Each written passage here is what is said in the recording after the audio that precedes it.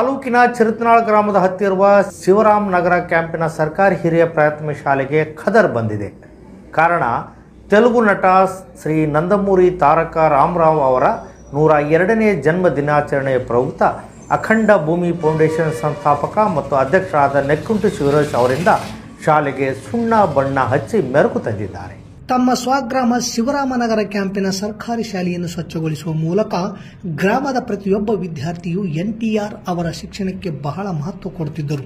ಇಂದು ಅವರ ಆಶಯದಂತೆ ಅಧ್ಯಯನ ಮಾಡಬೇಕು ಎಂಬ ಸದುದ್ದೇಶದಿಂದ ಶಾಲೆಯ ಆವರಣ ಮತ್ತು ಸುತ್ತಮುತ್ತಲಿನಲ್ಲಿ ಸಸಿಗಳನ್ನು ನೆಡುವ ಮೂಲಕ ಎನ್ಟಿಆರ್ ಅವರ 102ನೇ ಜನ್ಮ ದಿನಾಚರಣೆಯನ್ನು ಆಚರಿಸಲಾಯಿತು. ಕಳೆದ 4 ವರ್ಷಗಳಿಂದ ಎನ್ಟಿಆರ್ ಅವರ ಜನ್ಮದಿನಕ್ಕೆ 10,000 ಸಸಿಗಳನ್ನು ನೆಡಲಾಗಿದೆ.